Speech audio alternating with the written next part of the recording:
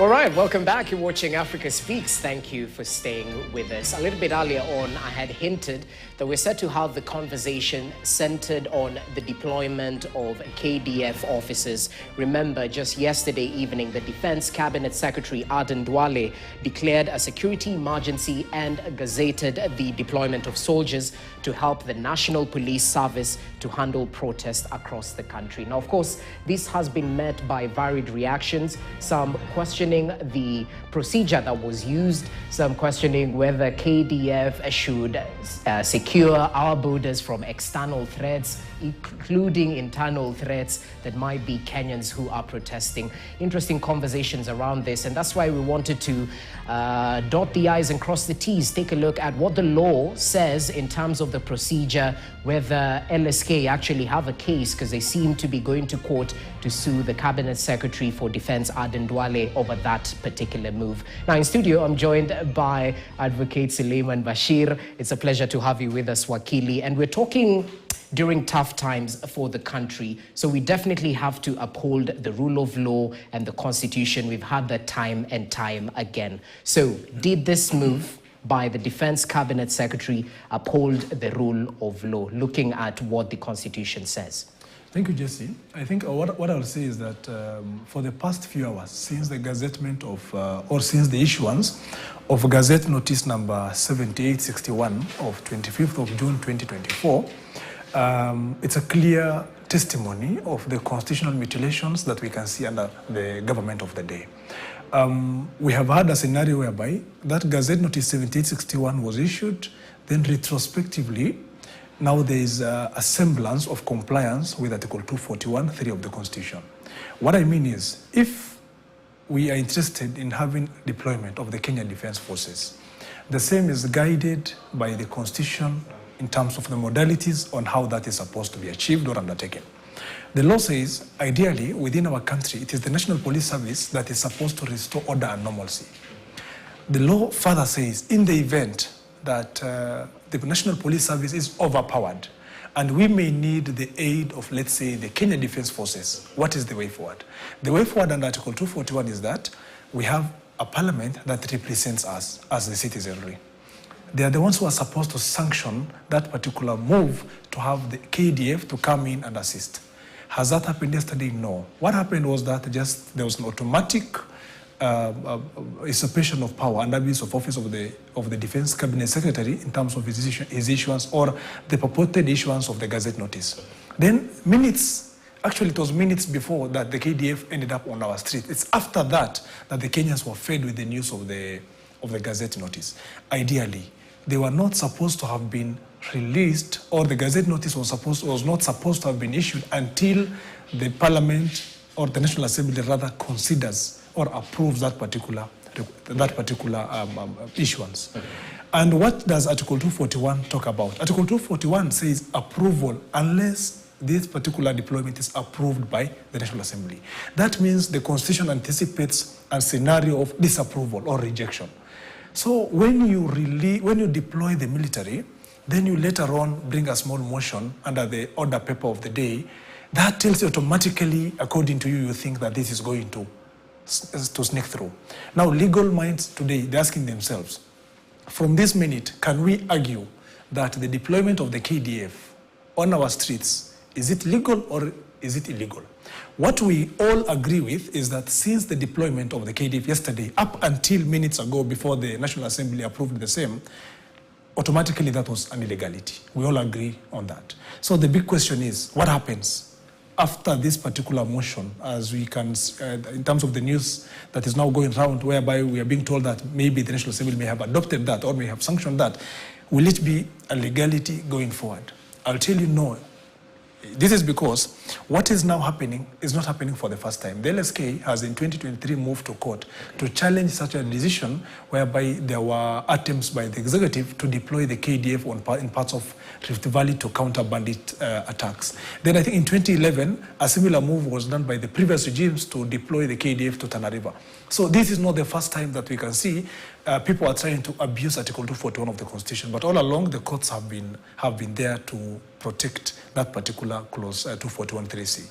Okay, let me read that particular clause, perhaps for our viewers back at home. Article 241(3)(c) states that KDF may be deployed to restore peace in any part of Kenya affected by unrest or instability only with the approval of the National Assembly. So that's why Wakili is saying there's an illegality in terms of the deployment of the troops, since perhaps approval wasn't sought before the deployment. Correct. And something that is very important to add on is that the law, if we are trying to effect Article 241(3)(c), yes, the House is supposed to convene a session.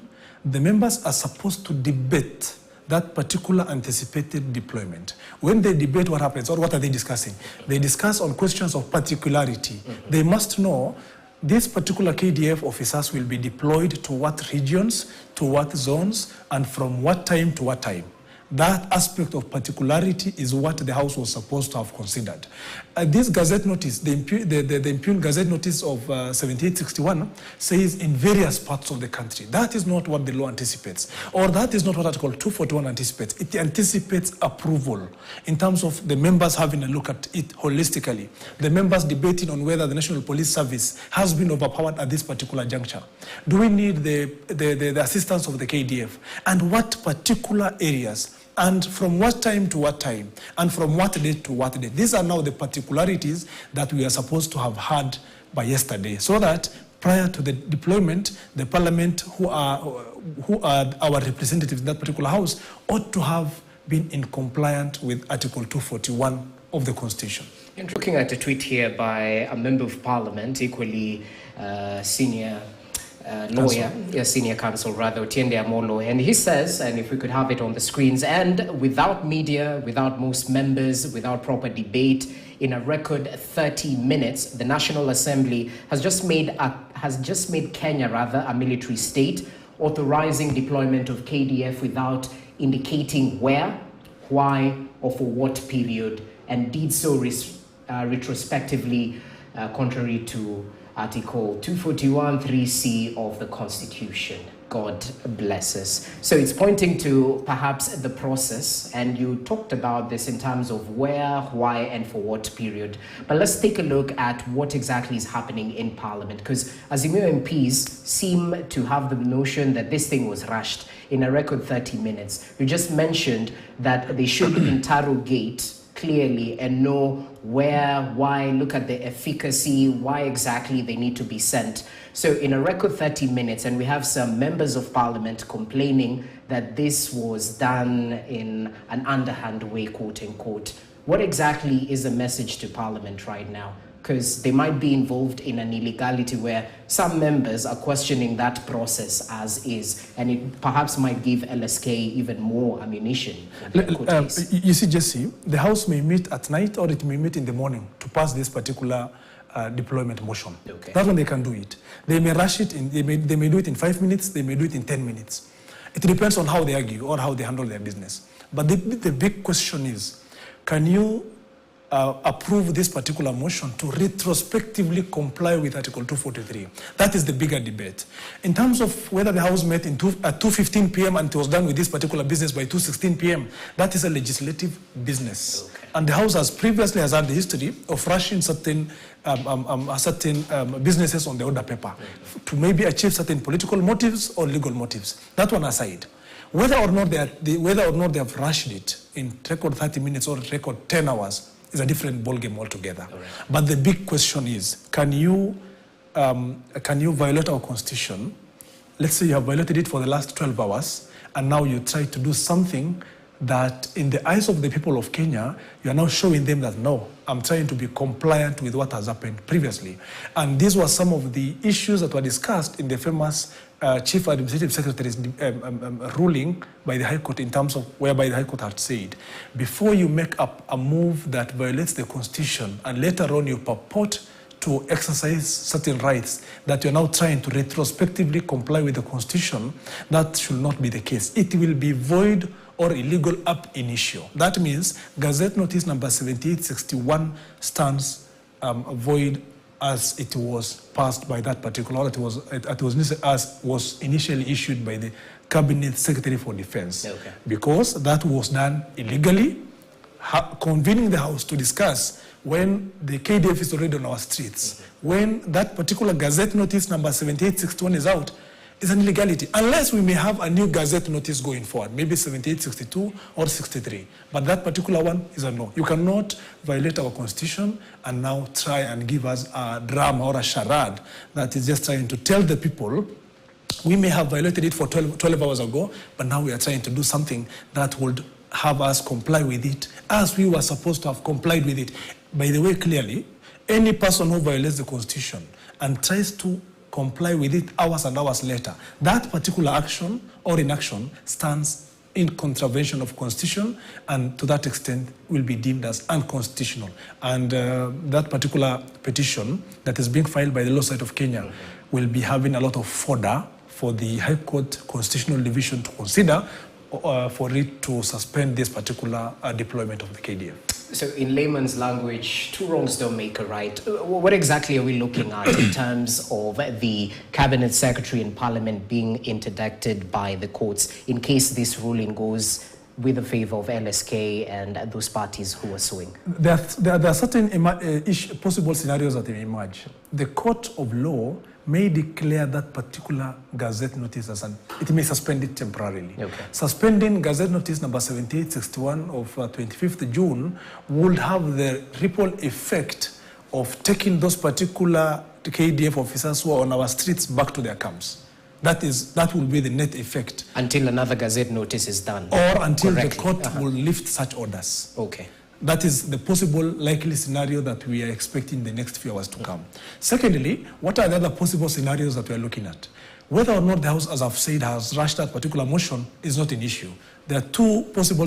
There's a very important issue that is before us. A Cabinet Secretary who is in charge of defense is in violation of the Constitution.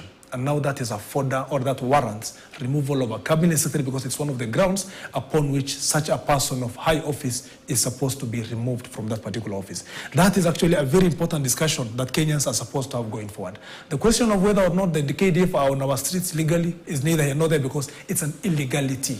You cannot purport to correct a mistake in terms of a violation of our Constitution, what you have done to us hours ago, and now we are now trying to reorganize it. Secondly, the net effect, as I've said, the contra example that the High Court has given in the famous Cass case is that the question of the rights and freedom of the people of Kenya cannot be violated, and later on you can purport to now comply or put in some constitutional safeguards that are now retrospectively purporting to comply with what you are supposed to have done.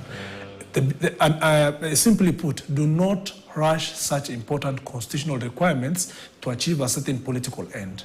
Respect the Constitution, respect Article 241 3C, comply with it, put it before the House. If the House approves it, whether it is in 10 minutes or 15 minutes, issue your Gazette notice. Okay. If you issue the Gazette notice prior to the approval by the National Assembly, that whole Gazette notice stands as void or as illegal, void ab initio, or it's an illegality from the word go. So we are not even going to discuss this thing going forward because the KDF are on our streets illegally, and it's something that the court is going to pronounce itself upon. Okay, well, definitely, time will tell. But let's just go back in history. With the benefit of hindsight, as you mentioned, this is not the first time that KDF is being deployed to quell security situations within our borders. You mentioned about the areas around the Kerio Valley Triangle, in Tana River as well.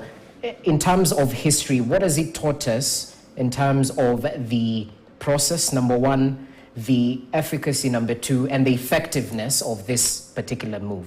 What some of those things or some of those particular lessons that we have learned out of the previous deployments are two fronts. One, there was such a behavior whereby the executive has acted in excess of the Constitution previously, and that particular move was reversed by the court. Okay. We are in such a scenario today, or in such a situation whereby we are again expecting the courts to reverse this particular illegal decision. Secondly, what are the other lessons that we have appreciated previously? When you look at the Tana River example, ideally when you deploy the Kenya Defense Forces, the question of particularity, as I've previously said, is very important so that the people of Tana River know that the KDF will be have come to us or will be here from this particular day to this particular day and from this time to this time.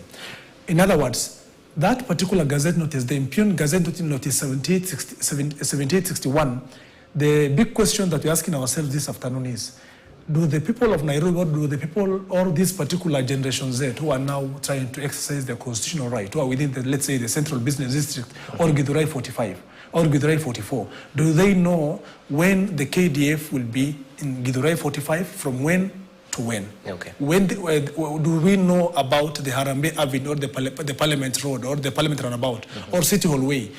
Are we expecting the KDF to be there eternally? The Gazette notice says until normalcy is returned. In other words, that is not how we run ourselves as a country, because we are a country that is guided and guarded by our constitution, which expects a bit of particularity. The Cabinet Secretary for Defense is someone who has served as the majority leader during that particular previous deployment. Okay. So I think he ought to know better, unless we have chosen to suspend Article 241. Interesting. So tell me this, going forward, especially tomorrow, we might see the KDF strategically positioned in various areas across the country. And this is definitely a likelihood of exchanges between the protesters and the KDF officers, just like we saw between the protesters and the police. How do the KDF move? Are they free to... Do they have some freedoms that perhaps the police don't in such a situation? Mind you, previously they've been dealing with bandits. This time round, they're dealing with protesters who perhaps have been termed as criminals by the president. How do they deal with such a crowd? There was a report that was done by the Human Rights Watch in terms of the net effect of constitutional violations that were caused as a result of KDF deployments. That's why Article 241 is very careful before we end up deploying the KDF. The big question is, if you deploy the KDF on our streets, are they going to arrest these youths, these particular youths who are now trying to exercise their right? Are there specific KDF cells that they're going to be put in? Are they going to take them to court? Or rather, what are we expecting? The big issue is why we are so much worried as a country or as a citizenry is that the head of state has last night regarded this particular conduct or act of these particular young youths as treasonous. In other words, when you bring the KDF to tackle them, I think it may be so brutal to an extent we are not looking at them as people who are going to be arraigned in court. We are not looking at it as a scenario whereby the National Police Service has been overpowered. We have so many National Police Service personnel who are not on our streets. If we need them to maintain law and order, it has not gotten to that particular time. It has not yet reached the Member of Parliament from Ojia South, who represents me in that house. He has not had the opportunity of debating or even voting on whether or not the KDF should be released to my house around this place, just for me to be comfortable. So I say, it's my Member of Parliament, who is my representative in terms of, in line with Article 241, who has made this decision for me to have the KDF maybe outside, being deployed outside, let's say Mombasa Road, from this time to this time. Yes. So all that is neither here nor there, because we are looking at a scenario whereby our young minds may be finished by the Kenya Defence Forces. If we look at it keenly, we have not had a scenario whereby KDF has been deployed and they were able to arrest people. One time, there was such an illegal deployment of KDF within the streets of Garissa back then, a few years ago. So some of the clients who I ended up representing in courts have actually suffered serious injuries that were inflicted upon them by the KDF. And you know, we are all Kenyans, we know our country. When you see in our African style, a state whereby the KDF has been deployed on our streets, you do not expect them to arrest you and take you to the courts of law. No. That is now trying to inflict as much pain and cause as much brutalities on the innocent boys and girls as much as possible, which is really serious. And I hope that something will come out of our courts. As a member of the LSK, we are also looking forward to having the executive try and think back on the violations that they have made in terms of Article 241. And it's not just violating this; it's we should have the whole discussion in terms of the National Assembly now trying to go after these particular persons who have breached our constitution. These are the people who should be. They warrant impeachment. There's no discussion short of that. You cannot try and retrospectively comply with an article of the Constitution. It is a clear provision when you look at the law that a CS or the president or any other persons who hold such high offices may be removed for violation of our constitution.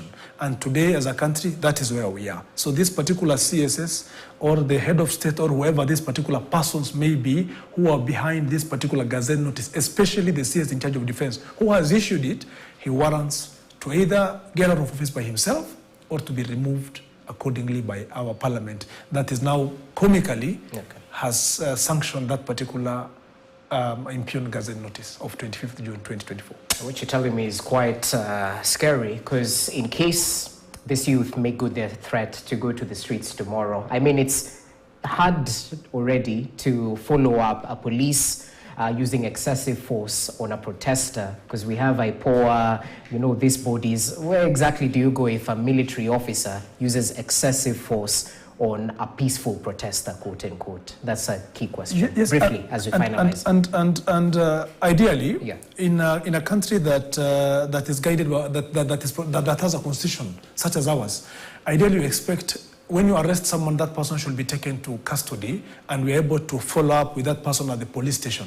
What is happening? People are being arrested today in town or Muthaiga, and they're being taken to locals or Kajiado police station. That is already outside the jurisdiction in terms of what is supposed to happen. Ideally, you are supposed to be, if I'm arrested around Mombasa Road, I'm supposed to be taken to the nearest police station. In other words, in a perfectly operating constitutionally protected country, such as ours, or a democratic space such as ours, we should not even worry about where these people are being taken. No, we should automatically go to the next police station. But is that happening? No. And that has not been happening within the clause of the National Police Service personnel. Where shall we find ourselves in if and when we find ourselves within streets that has the KDF with the armory, within, let's say, the CBD, around State House, around Kilimani, and yet we have young minds who are unarmed who are coming to protest?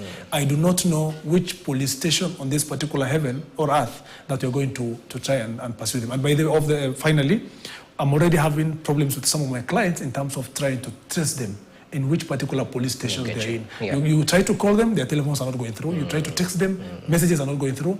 There's no clear communication. That's why what the LSK is trying to monitor, together with the human rights organizations, how many persons or how many Kenyans are missing, because relatives are still coming out. Some are saying, my child never came back yesterday, my son, my daughter are still missing. So I think there are serious numbers of people who may still be missing, whether dead or alive. And it's a very grim situation. It's definitely worrying, especially when a Kenyan is held incommunicado despite having rights, and there's a limit in terms of the number of hours a Kenyan should be held in custody before being provided in court. Well, Suleiman Bashir, thank you so much for your indulgence. It's a little bit clearer. We hope for the best going forward, even as we ask for peaceful protest in case they'll be going to the streets tomorrow. Asante sana. Suleiman Bashir, an advocate of the High Court, just dotting the I's and crossing the T's when it comes to the issues around the legality of the deployment of KDF officers to quell the riots in the country. Allow us to finish with a very important statement that has just been sent to our newsrooms right now. It is from Honorable Gideon Moi, the national chairperson of KANU Party. I'll read it verbatim.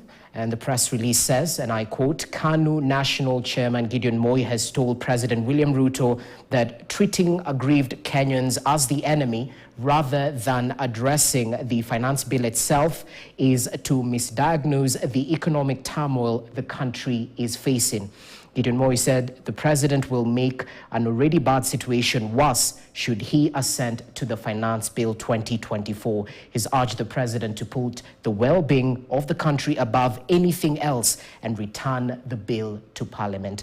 Gideon Moi adds, as he mourns the lives of young men and women who died when exercising their constitutional right, adding that it should not be lost that these unjustified deaths were occasioned by vehement opposition to the controversial finance bill. He added that the situation is likely to be exacerbated with the impending deployment of KDF, whose duty is to protect Kenyans and not to kill people exercising their democratic rights. That's the latest press release from the national chairperson from the KANU Party, Gideon Moi, just adding his voice to the ongoing discourse, adding that President William Ruto should treat aggrieved Kenyans not as the enemy, but address the finance bill itself so as not to misdiagnose what exactly is happening in the country in terms of the economic turmoil. More details to follow in terms of leaders' reactions following the scenes that were witnessed yesterday